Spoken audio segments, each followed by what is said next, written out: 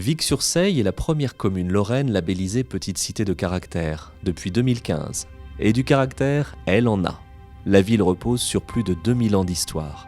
À l'époque, Vic était située en Lorraine. La Lorraine n'était pas française, elle faisait partie du Saint-Empire romain germanique, qui était un territoire très vaste. Et donc, l'empereur étant loin, Vic était une ville libre d'empire, comme Metz, comme la cité de Metz.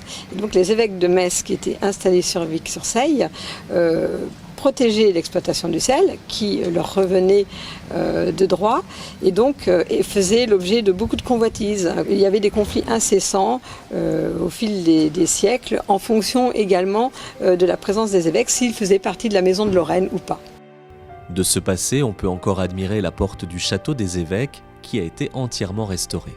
Alors il ne reste qu'une petite partie de ce site castral où les évêques ont élu domicile, mais la porte et toutes les fortifications, les courtines et les tours existent encore le long des douves. La présence des évêques explique l'installation de nombreux édifices religieux dans la ville.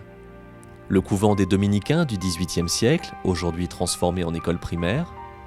L'église du couvent des Carmes, bâtie en 1733, dont on peut admirer la façade classique avec pilastres, chapiteaux ioniques et frontons triangulaires. Ou encore l'église Saint-Marien, édifiée entre les XIIe et XIVe siècles. On pourra y admirer les magnifiques boiseries du chœur datées du XVIIIe, le fond baptismal, où Georges de la Tour a été baptisé, la chaire datée du XVIe siècle et un orgue somptueux. C'est en fait un orgue totalement neuf qui a été construit en 1998. Les orgues qui étaient avant étaient devenus à bout de souffle, on ne pouvait plus du tout les utiliser. Et la commune, plus le conseil de fabrique, ont décidé de reconstruire en tout cas un orgue. Et s'est posé très vite la question de quel style. Au regard du patrimoine architectural de Vic, très vite, on s'est aperçu qu'il fallait faire un cahier des charges très strict avec la construction d'un orgue du XVIIe siècle, avec vraiment le savoir-faire, les matériaux de cette époque. Autre pépite architecturale de Vic-sur-Seille, l'Hôtel de la Monnaie, construit en 1456 et qui accueille aujourd'hui l'Office de tourisme.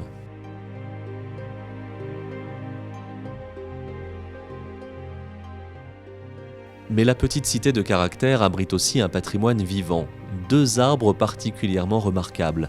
Le premier est un séquoia, place Jeanne d'Arc.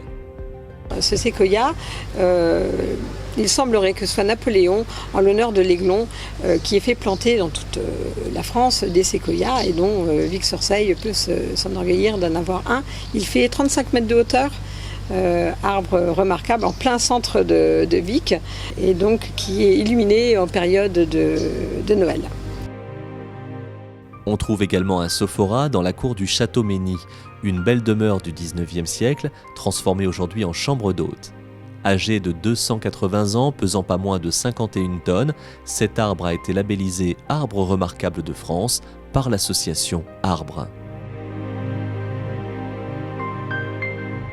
Vic-sur-Seille n'a pas fini de vous étonner.